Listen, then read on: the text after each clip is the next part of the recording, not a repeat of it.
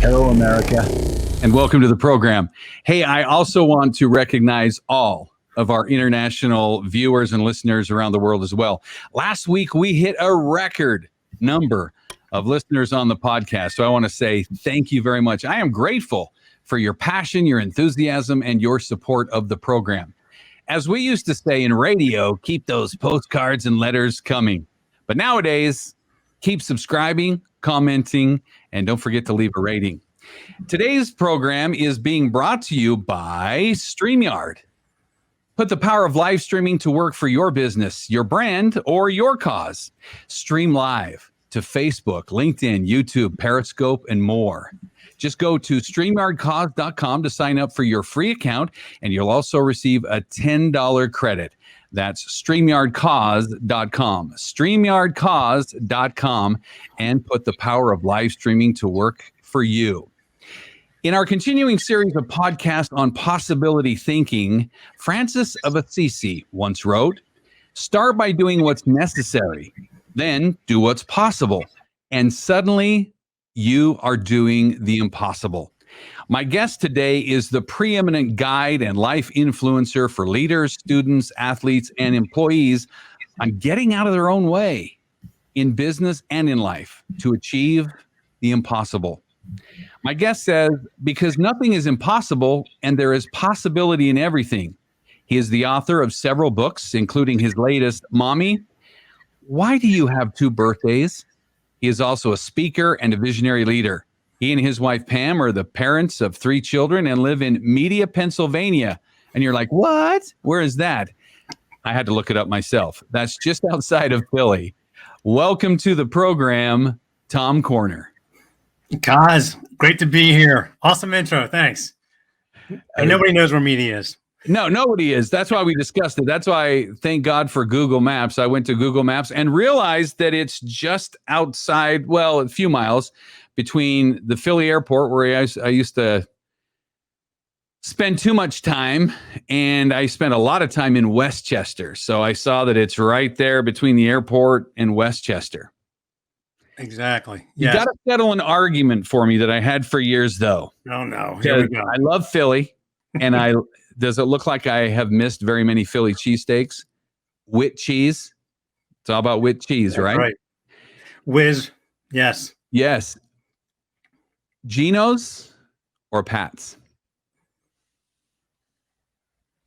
Yeah, that's been the lifelong debate. And then Tony Luke's enters the picture. So now you have a whole different dynamic. So I will leave everybody hanging.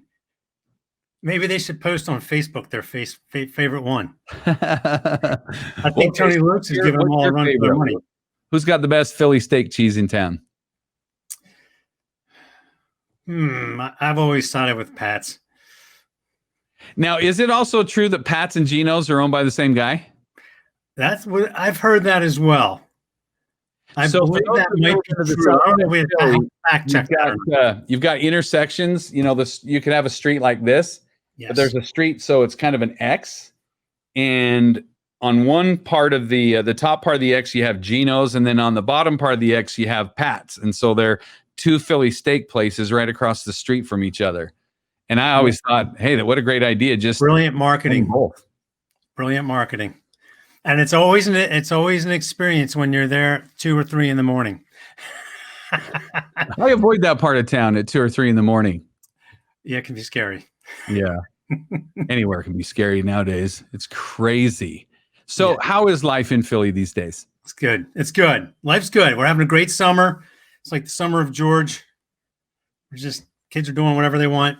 They've had an extended summer because of the unfortunate world we're living in now. And now they're trying to figure out what school's going to look like in the near future. So they're at the beach right now in Jersey, getting the last bit of fun in before they figure out the virtual world of learning. So will they physically go back to a building, or they're just going to stay quarantined at home and do it on a laptop? And that changes. They come up with something and it changes. At this point, it's going to be a combo of the two.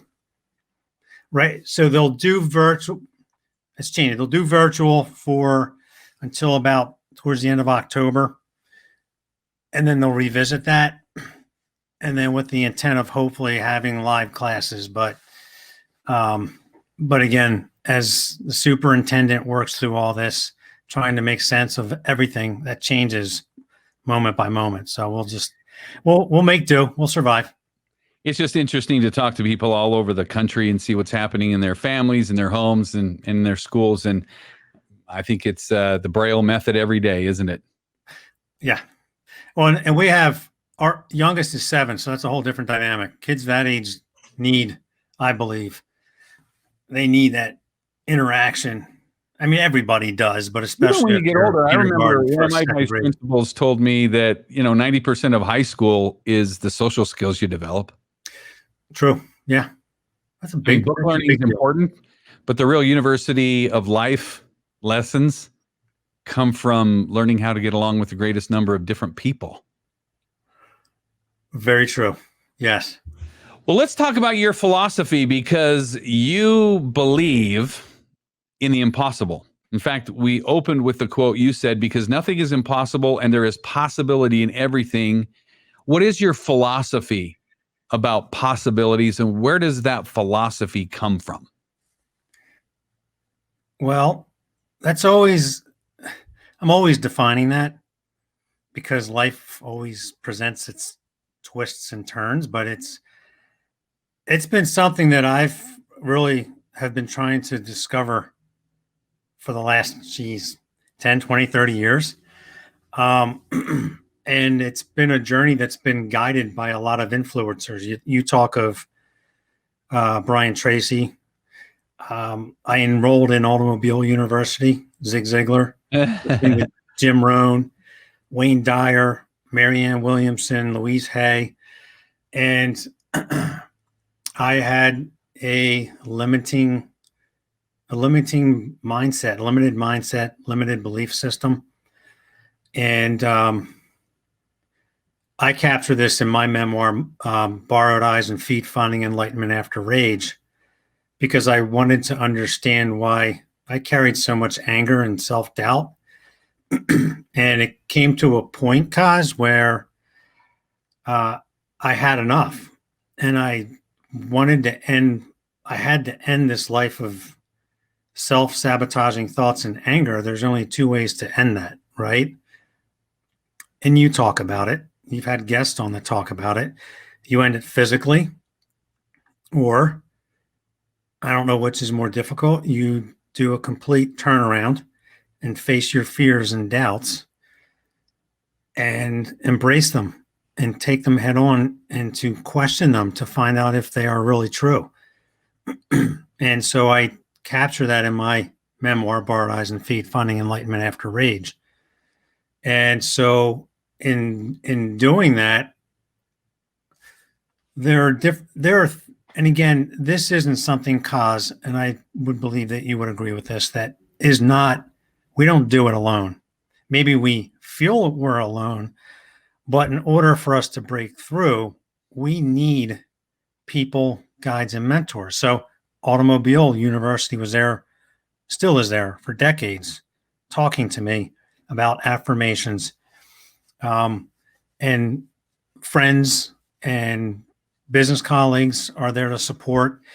But what I believe made a very transforming shift was when I was introduced to my life coach, right? And that's what you're doing.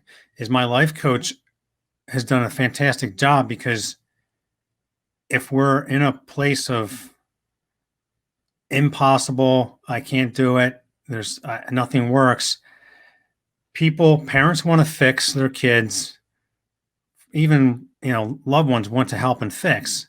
My life coach is there. She holds the focus. She's not there to fix me or to tell me what to do. She's there just to channel my energy and to hold my focus. And she had a huge influence on me making this shift. So to answer your question, it's really about love. And I say that to everybody. It boils down to love. And I'm not talking about the love that's plastered all over the media. And I'm talking about the deep love within. that makes us get up and forge forward despite difficulties or challenges. And I boil love down to whatever your belief system is. And dare I say the G word, but dare I say God, or I say Buddha, or Chi, or Prana. But there's this energy that I believe keeps us focused on becoming better. And I call it love, because that's our strength. People believe it's a weakness, but if I'm able to forgive myself and able to face my doubts about everything being impossible and nothing working out, and then asking it if it's true, which it's not, that's a mindset, and then breaking down those doubts to realizing that everything in life is possible. The only reason it's not is because my mindset or ego led me down the wrong path. And we're creatures of habit. Most of us don't get to a point where we're maybe strong enough. Maybe sometimes people think it's stupid to make a huge shift in your life and make that change. Because to me, I needed to understand what the heck the point of it all was. Because I think similar to you, I forged a very successful career. I was traveling a lot. I was doing everything that I was supposed to do, making great money, blah, blah, blah. All that's meaningless if you don't have the self-acceptance or understanding inside, or that love. And can be very difficult for people. And they get to a point where they might make a decision that they regret or they can't take back. So take me back a little bit and give me a little bit more of context and story around the book you're referring to. What led you to the dark nights of your soul? My journey has been a way to find an answer, Coz, versus what most of us do is we find someone to blame and we're a victim. And I worked my ass off like many people do. And I was very successful, but I never accepted that. And I never really believed that I deserved it, which is a flawed mindset. And so I hit that wall because I was apparently doing everything that's the American dream that makes us happy and successful. But for some reason, where was it? It wasn't there. And I kept chasing and chasing. And then I hit a wall, and I captured it in my book. And I had to change my perspective, because you can't heal. Even if I try to figure out all the problems, I can't heal if I can't change my mindset and my perspective. And another big part of it, Coz, is I became immersed in A Course in Miracles. And A Course in Miracles says pain is a wrong perspective. And I resonate with that. I get it. And we grow up believing that our pain is our identity. And it's very hard to turn around and face it and question it and ask it, well, is it really true? Is this anger? Is this competitive drive for the wrong reason? It's good. There's good competition and there's bad competition. And I just hit a wall. I was tired. I was tired of the toxic workplace where I worked was very, very negative, and it wasn't the right energy. And I got to a point where I couldn't do it anymore. And it got almost, I never committed any act of suicide, but I used to cut and burn myself when I was in high school and college. And so I visualized in the first chapter of my book, Barred Eyes and Feet, Finding Enlightenment After Rage. I'm in a deep meditation, and I visualize my suicide. And I describe slitting my wrist, because that's the relief. If I end it all my pain is gone. But can we end it now while we're still alive and release the pain and suffering? But it doesn't work if I can't accept myself. And so my book is a reflection on my life in 2016 in chronological order and events that took place in that year. And I reflect on why I acted or reacted or did what I did. And I reflect on my past. So it boils down to, and again, I mentioned I'm not here to blame. I'm trying to understand.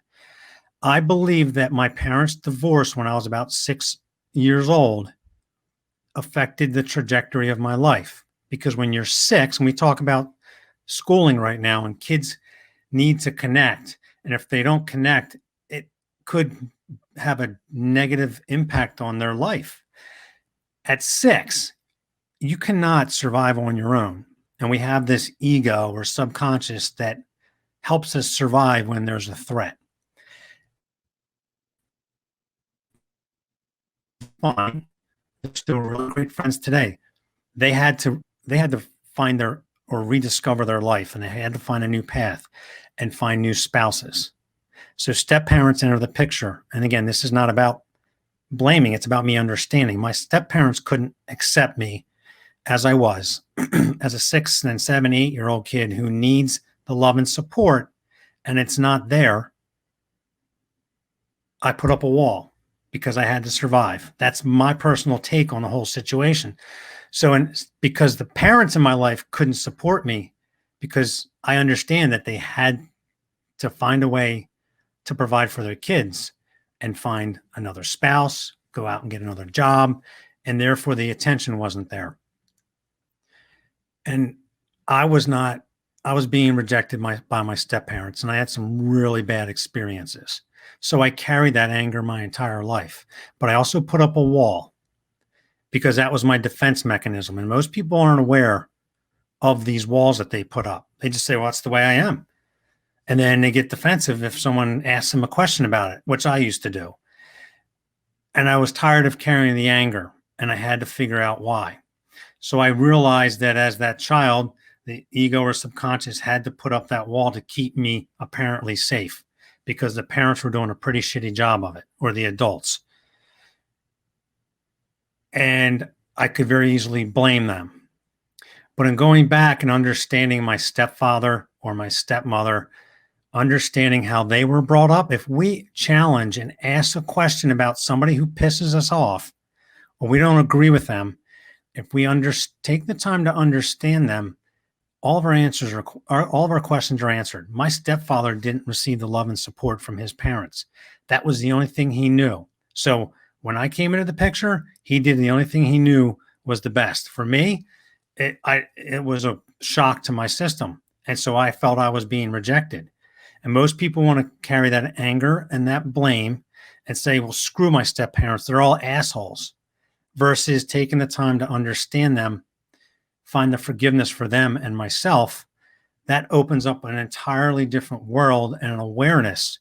And I'm telling you right now, I believe what's going on in the world now, if we take the time to do that with people instead of attacking and understanding their vantage point, at the end of the day, I believe we all want love.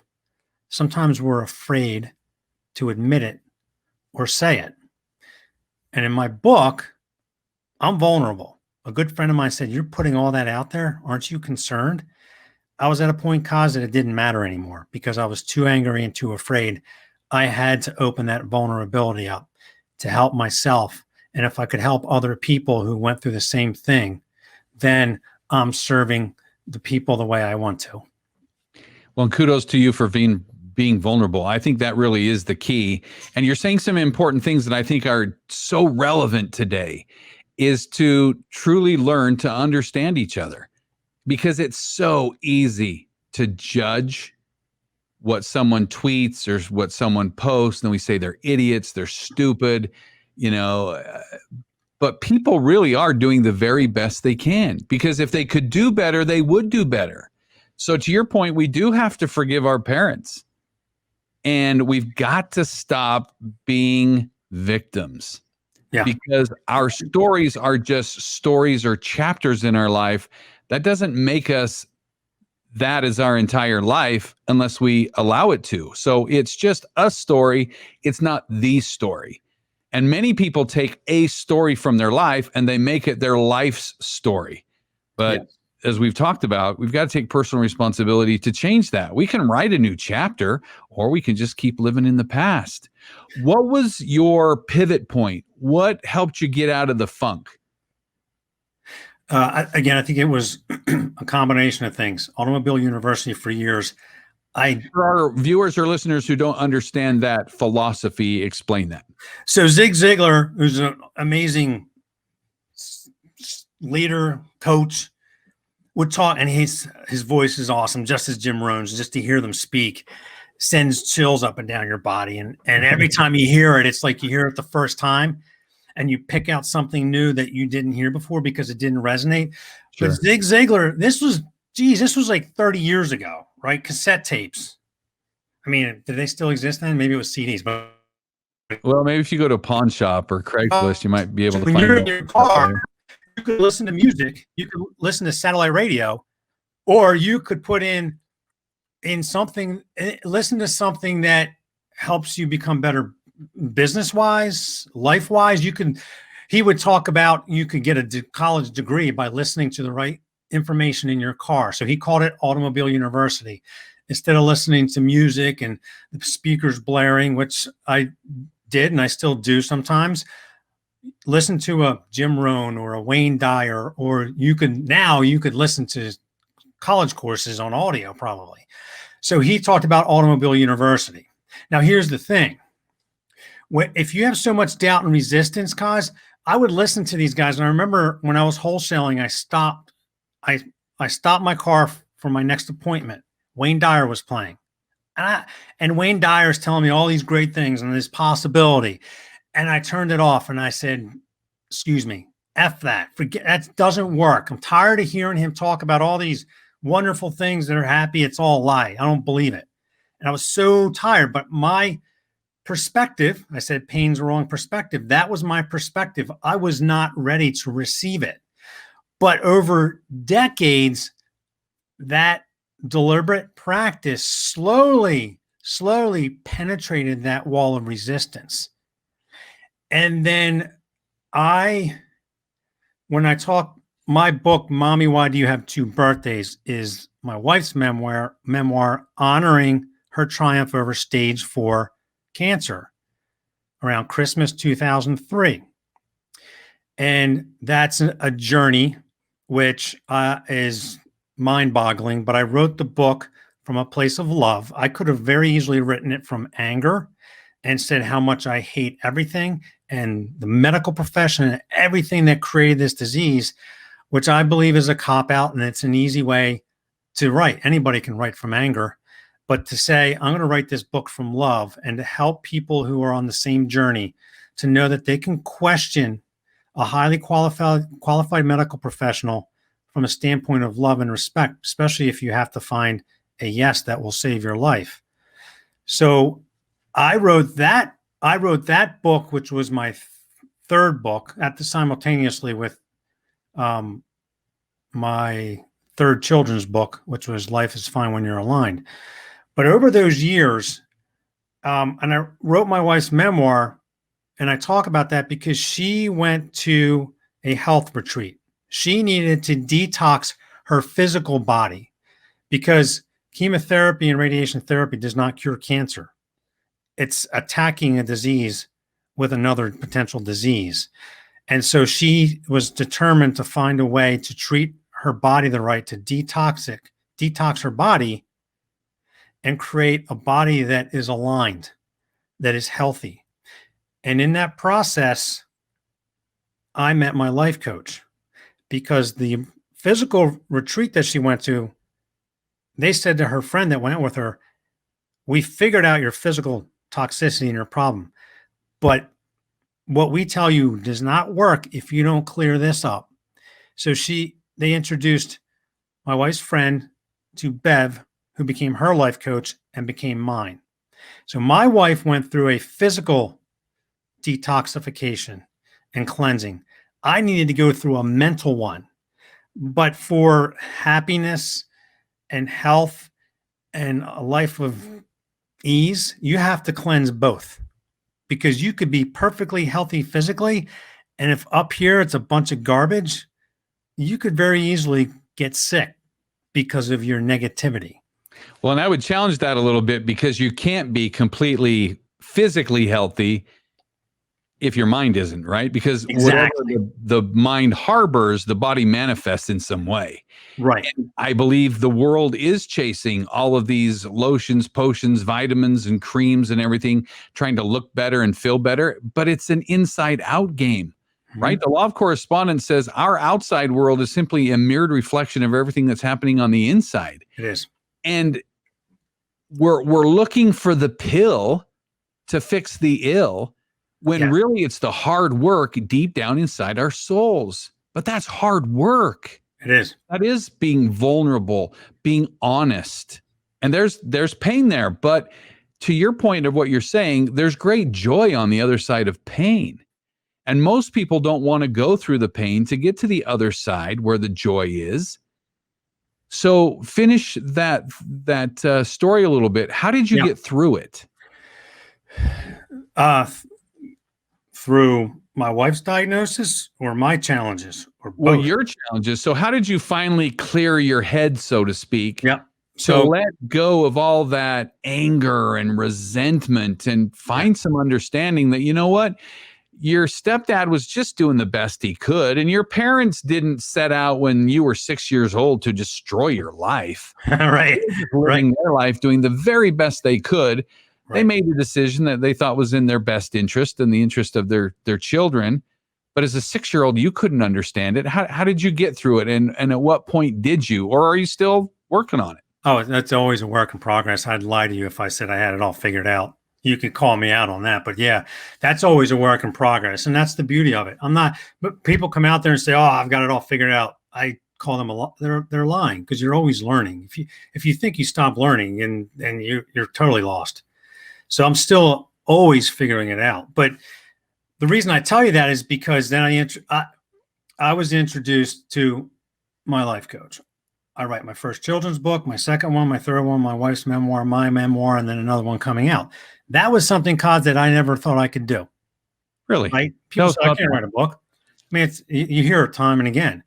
And I remember an interview for my first book. They said, how long did it take you to write it? And I said, it took me 44 years. And they laugh at me. I said, well, it took me 44 years because I thought about it decades ago, but I said, I don't deserve it. I'm not good enough. I can't do it. And I said, the heck with it. I'm just going to write a book. I'm going to see what happens. Then it led to another one and another one. But so I had these events. Automobile University was laying the groundwork, slowly chipping away at the mosh pit of my mind, which we'll talk about. And then I have a life coach who's there to hold the focus for me. Then I pick up A Course in Miracles. My personal belief is you have to have a purpose, a belief in something that makes our heart beat, that makes us want to get up every day. And again, I'll boil it down to love. You can call it whatever you want, energetic, vibrational energy, God, love, Buddha, whatever. But so I had all these things that came together to help guide me. And the pain became so strong that I was forced to change. And Tony Robbins talks about that. I think he says when the pain of remaining the same exceeds the pain to change, real change happens. Sure. And I will say that real change can happen, but it doesn't happen if you don't remove that limited belief, those limiting beliefs. You could tell yourself it. And I've done mirror work. You could tell yourself, hey, I love myself. I deserve happiness. And then you feel it in your body, because your body will resist it. Me, it was always in my shoulders and my chest. And if I didn't break through that, no matter how many times I said that, it still doesn't work. You've got to be able to break through that resistance, which is your, again, call it ego, subconscious, or learned behavior. we are creatures of habit. We continue to do the same thing over and over again. And in order to break that cycle, it's very, very difficult and painful. And so I had these wonderful events in my life that helped me do this. My wife's been very, very supportive and loving through all this, because to make a big shift in your life is not easy. She's been amazing. And I love her for that. So like I talk about in my book, I hit a wall, and I couldn't continue down the path of doing what I was doing, even though I was making good money, because it didn't make sense to me. If I wasn't happy, there was no point.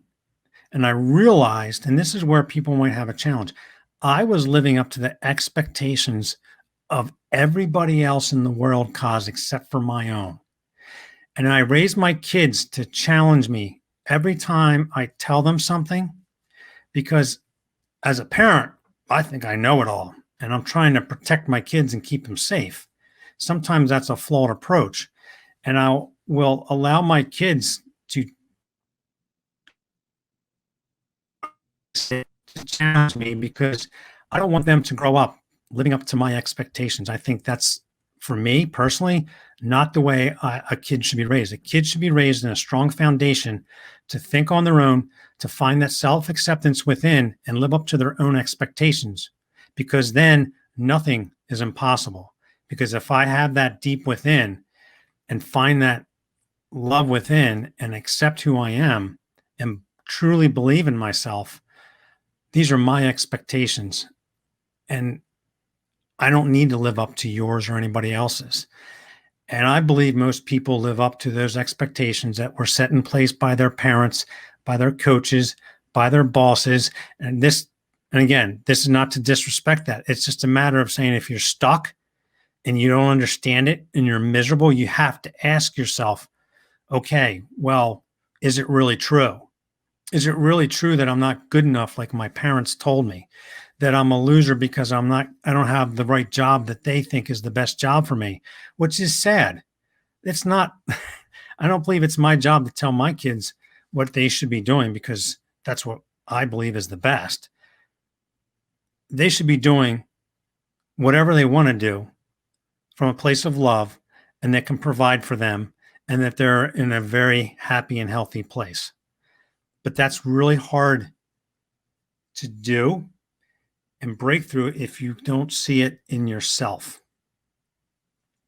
Well, I believe expectations can be good and they can be bad. If you think about the movie Stand and Deliver, when Jaime delivers that famous line when he's trying to teach the children calculus, and the other teachers are like, "You're crazy. Why are you teaching these minorities, these underprivileged children calculus? They can't learn it." And he simply says, "They will rise to the level of expectation." But also, that's a double-edged sword, because expectation is where frustration comes from. Because frustration only comes from unfulfilled expectations. So if I have an expectation of you and you don't fulfill that expectation, then I get frustrated. Yep. Right?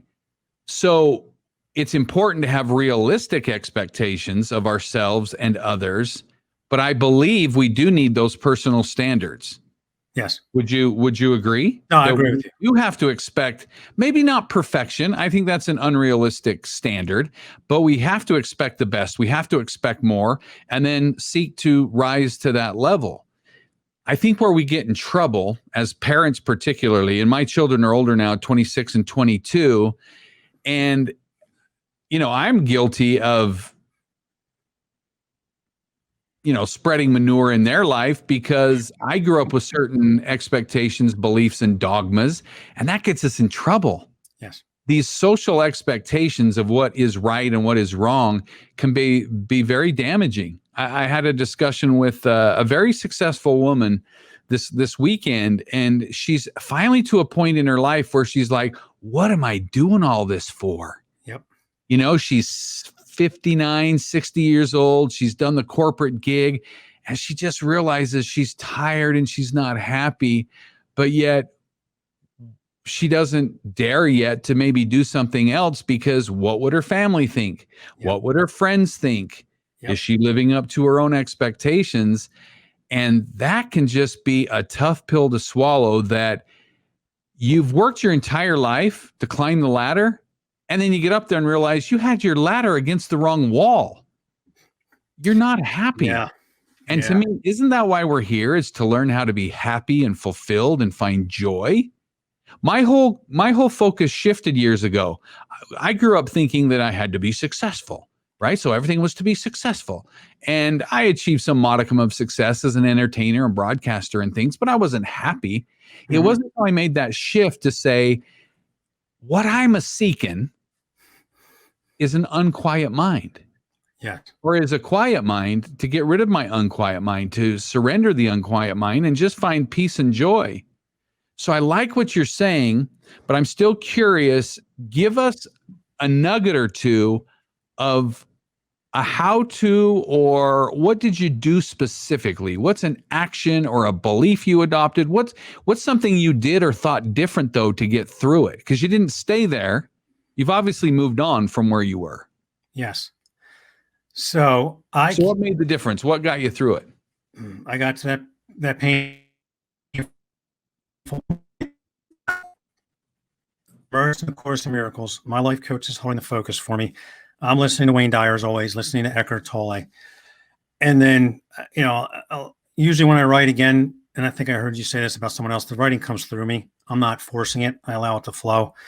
And so I came up with the amazing A's of awareness. Tell us about those. What are the amazing A's of awareness? Right. So I grew up angry. And if you express anger, what happens? People tell you to shut up. They tell you there's something wrong with you. You shouldn't be angry. And so now you carry this guilt or shame of being angry. So then you never solve it. And then, you're like, well, what's wrong with me? So if you're aware, and this is for kids when I go to the schools and speak, but it's for adults. If you're aware of your emotion, if you're aware of your anger, that's good. Can you accept it? Can you accept it without judging it or saying you're a bad person because someone told you that you shouldn't be angry? There's nothing wrong with anger. It's an emotion. Now, if you use it to harm someone, yes. But if you're angry and frustrated, then you need to learn how to channel that energy. So if I'm aware of it and I acknowledge it and I allow it to flow, these are the A's. And then I learn a new way of thought and I introduce affirmations to kind of reprogram my mindset. All things are possible, abundance. But so give us the 4 again. So awareness, affirmations, abundance. Yeah, you have to be aware. You have to acknowledge your emotion. You have to accept it. Accept it. Gotcha. You can't judge it. Say, no, it's a bad thought. You just accept it. Allow it to be. And then you introduce, through that acknowledgement and that awareness and acceptance, then you need to introduce a new thought process, which is an affirmation. Right? And then you allow your energy to flow, and the abundance that you always wanted comes to you. And that abundance can be interpreted however you want. It could be monetarily, it could be happiness, it could be joy, it could be relationships. And so I talk about this in my book, Borrowed Eyes and Feet. I think it's chapter 4. It's entitled I'm Bad, because I'm doing an assembly at my niece's elementary school. Elementary school. So I'm in the gymnasium with a couple hundred kids, energy. Think about that. First, second, third, fourth graders. And I'm about to give a presentation on my book, Positive Thoughts, Positive Life. And I prepared everything. I kick it off. My remote clicker doesn't work for the computer to the projector, and it doesn't work. And then all of a sudden, the mosh pit of my mind starts. See, you aren't supposed to be here. Failure. You don't need to talk. You don't deserve to talk to these kids. But because I trained myself to acknowledge that and be aware of it, and then I throw my affirmations in there, I give my best. My best is good enough. Things happen for a reason. I've learned that if I perceive it as pain, it's actually it's a lesson for me. It's teaching me something. So there's a reason this is happening. And it happened because I put it in my book, and I'm telling you the story now to show other people that if I change it into an opportunity to learn and become better and stronger, instead of becoming angry instead and frustrated and blaming someone, holy Toledo, my whole world changes. So I'm going through these thought processes while these kids are staring at me. And I finally kick it off. And I go and I proceed to tell them a story about my first grader at the time, Jordan. She's my middle child. She's in first grade. And this is where, again, the mosh pit of your mind, and I'll go into this in a little bit. I tell a story. She's in first grade. She goes and she studies for her spelling test. She's a great student. She loves school.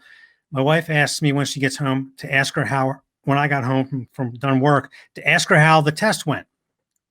So I asked my daughter, Jordan, I say, Jordan, how was your test? She goes, it was okay. I'm like, well, what's wrong? She goes, I got one wrong out of 20. I'm like, that's pretty awesome. You got 19 right, but we focus on one wrong. And then I said, she's in first grade, Coz. What was the word? Nutrition.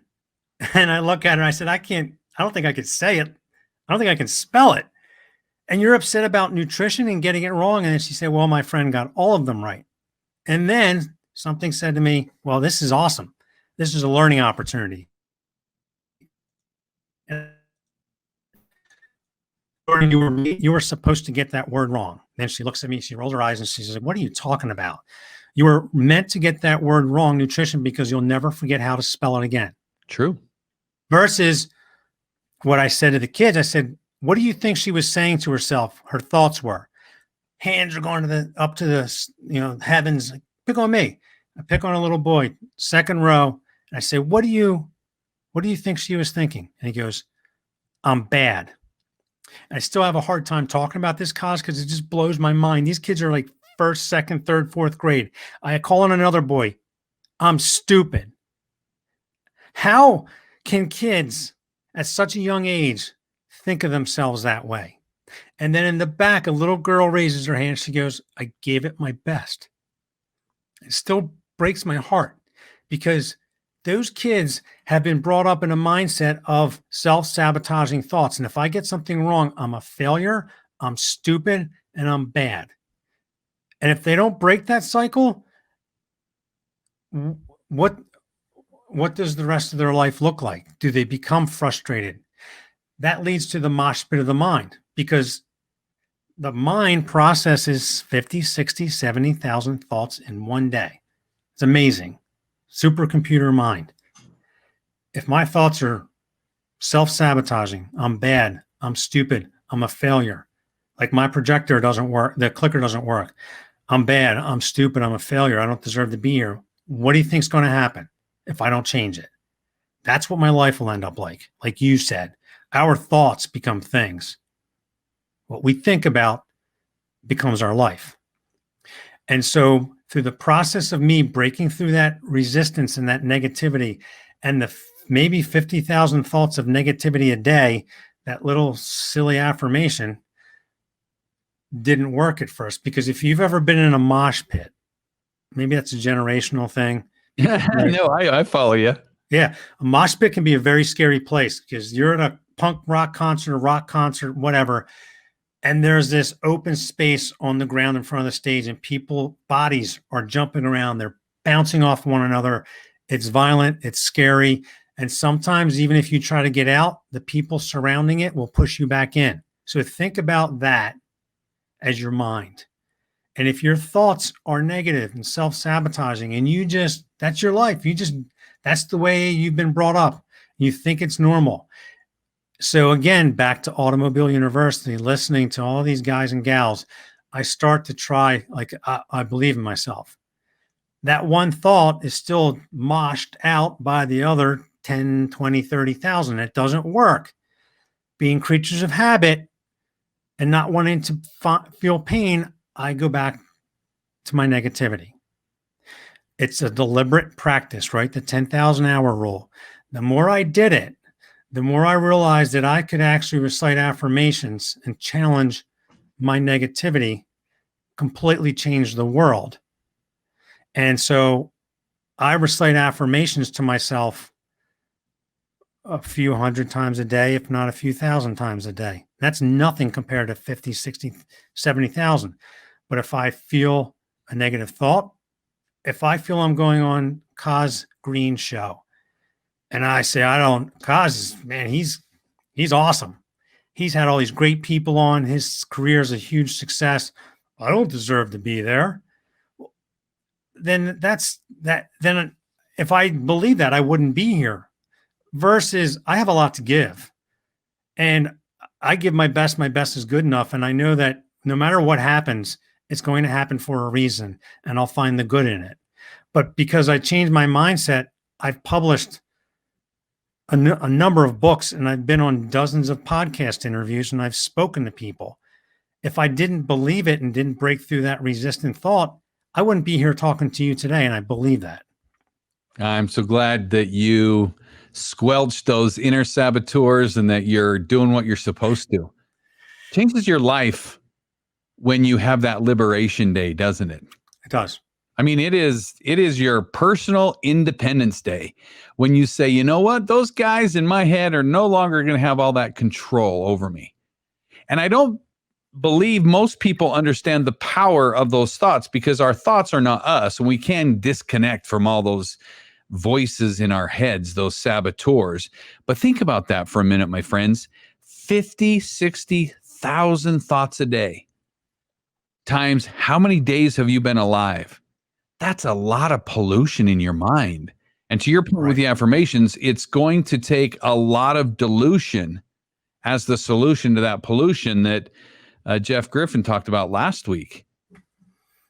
And we've got to change our thinking, because we're never going to get out of the problems we are in right now with the same thinking that got us here.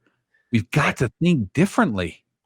And that's hard for people. And I think the older we get, I'm just amazed, and I come from media, and every time your internet starts to get a little scratchy there, I'm like, you probably should switch from Comcast since you're there in Philly and get something a little faster. I'm just kidding.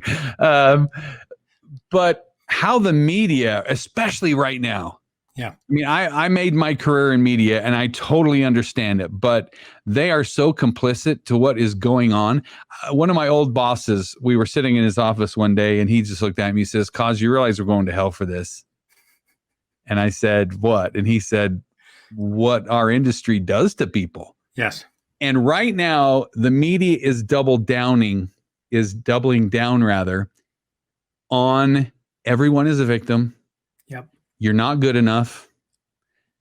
Right now, any color of your skin is the wrong color of your skin. Yep. All of your beliefs are wrong. If you're blue, you should be red. If you're red, you should be blue. And is it any wonder that we are going through such a funk in this country? I believe in COVID, I understand, but I think the great pandemic is victim speak. It is. And it's excuse-itis that we're going through. Oh, it's fear. Everybody else's fault, and I'm a victim. It's fear. That's the ego. Well, of course, they're the merchants of fear. They're the peddlers of panic porn, and they do a good job at it. Well, when I got my wife's memoir was reviewed, I left all the negativity out of it, and I just made it positive and from love. And that, for people, they laugh at that, they chuckle, they cringe. But the book review was a great review, except for the fact I didn't have enough negativity, enough struggle or anger in there, because I purposely left it out. And that's where the media has a hard time. They can't accept something that says, you know what? I don't subscribe to that anymore because it hasn't done me any good. I subscribe to this, and it doesn't generate the revenue, and it's hard. It's hard. And if you don't see it as a person and you realize it's on TV, you base everything off of what's on TV, and that's the way it's supposed to be. There's supposed to be hatred and prejudice and negativity. Yeah, but we are the ultimate program director in our own life, and we can choose not to watch the hooey. True. And so that's why I'm admonishing people, watch your 1 hour of news or your half-hour program of somebody you trust. Maybe you're getting your information a little bit in an echo chamber. Great. Get what is enough to function, and then turn it off. Yeah. and make sure the other 49,999 thoughts in your life are somewhat more positive. Can you imagine? Can you imagine if, and we are not treating each other well in this country or across the world, but can you imagine if we treated everyone as badly as we treat ourselves? Oh, right. There would be riots in every street, in every neighborhood. We are not good to ourselves. We are not nice to each other. That's where we have to start. Yeah. And sometimes I think people can take self-love in the wrong direction, because if you take that to the nth degree, that can be narcissism, and then you're in love with your own sculpture like narcissist was. So self-love is important, self-acceptance, but not over the top. So there's that point of I am enough, but also I'm not better than anybody else. Yes. And realizing we are part of a great fabric. I'm just one piece in the puzzle. And I'm here to make this a better place. And I can make a difference with my light to make the world a better place. And I applaud you that you have found that as your mission too. That you recognize the personal power to make a difference. How did making that shift from being a victim to a victor, how did that affect your life? What were some of the benefits or results from that thinking? There's that Comcast again. I believe it. Right? So making that shift. Yeah, say that again. Your Comcast streaming pooped out on you, so start that thought over. So what new results did you enjoy because you shifted your thinking from victim to victor? Like I said, yeah, because I'm here talking to you. I'm talking to people like you who are looking to make a positive impact on the world and improve it. And again, it wasn't easy. Like you asked me, I don't have it all figured out, because as I did it, I still had to deal with the resistance and the doubt, because to your point about the woman you were talking to make a change like that, it does not fit into, I'm not standing in line with everybody else that they're doing apparently what they're supposed to. I had to step out of line to figure it out. What's the point? Why do I go down this path if I don't find that inner meaning? I need to find my purpose from a place of love and acceptance. The rest of the world looks at it and they say, you can't do that. You have too many responsibilities. That's why people remain stuck. So the fact that that's a big transition, being able to talk with you, to talk with people who are making those positive impacts. And the more people that hear it, no matter what their take on it is, I have their attention. You have their attention. They may not be ready to believe it, but the more this type of story goes out there, the more I become better and they become better. And I will throw out this in my next book coming up. I don't know if I can announce the title because it's inappropriate. It's a working title. We'll just say it's a working title. The title of it is, A-holes. We're working on a new book. There you go. A-holes to angels, to change a mind in the workplace. But my chapter 1 of part 2 is entitled, F Success. And I said that to get to a point, because Albert Einstein, just think about success. Albert Einstein wrote on a notepad in 1922 the following words: a calm and modest life brings more joy than a pursuit of success bound with constant unrest. A calm and modest life brings more joy than a pursuit of success bound with constant unrest. Wow. Albert Einstein wrote that in 1922 in Tokyo when he was on tour. A courier delivered something to him. He didn't have money to tip him, so he wrote that down. That sold at auction in 2017, nearly a century later, for over $1.5 million. Those words. But what I believe for those people, and I'm not Albert Einstein, but what he was saying, if you want to get to the point, was F success. Because if you look up the definition of success, and I subscribe to success, I listen to Darren Hardy, I listen to all these people talking about success. There's nowhere in the definition of success, Coz, that has the words calm or modest or joy. It's absent. And it's not a bad thing, but if you don't see that and you say, my success is based on material things and having the greatest house and car and all the money in the world, and I look better than you, that's a flawed success. So I believe in his intelligence, an eloquent way of speaking. To boil it down for people like me, he said F success, because a calm and modest life brings more joy. That's very hard for people to subscribe to that. But that were the words of Albert Einstein, and they were worth over $1.5 million a century later. Well, and it's priceless to every one of us. Tom, I'm glad you've had that shift in your life. I'm glad your understanding continues to improve.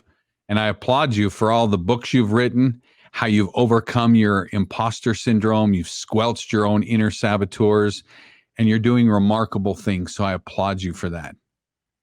Thank you, my friend. Right back at you too. Thank you. Hey, and thank you so much for joining us today. As a reminder, you can get a hold of Tom on his website at tomcorner.net. tomcorner.net. There's a lot of resources there. Check out his website. Give us a concluding thought, some nugget you want to leave with our listeners. It's perfect. It's supposed to be there. It's a lesson. That's right. I like that. It's supposed to be there. Because here's two things. It's the power of the cause. We strive. If I didn't give you crap about Comcast, I wouldn't be doing my job. And people don't understand that, Comcast owns most of Philly, so that's why I can say that. I hear you, man. I hear you. So, but I'll leave you with two things, because I realize that we strive for perfection. If we're short of perfect, we're a failure. Actually, if you realize that life's perfection resides in all of its tiny little imperfections, you're golden. But I'll leave you with this. Nothing is either good or bad, but thinking makes it so. Who said that? That was Shakespeare. But think about that. Eckhart Tolle quoted that, and I said, holy Toledo, he's right. Nothing is either good or bad. But the moment I decide to think about it, it is so. That moment I judge that thought as good or bad, it is so, isn't it? Absolutely. Well, may we all have more positive judgments on our thoughts. And instead of 50,000 negative self-sabotaging thoughts, may we start to dilute some of those thinking with some of those thoughts with much better thinking. Thank you, everybody, for joining us on the broadcast today. And again, thank you, Tom, for being a wonderful guest and sharing your story and some valuable insight that we can take into our lives to become the best version of us. Thank you, Coz. And for everyone there, remember, keep smiling, keep shining brightly, because someone out there needs to be guided by your light. Have a great day, everybody. Subscribe to Coz TV and listen to the Coz Green audio experience on iTunes and Spotify.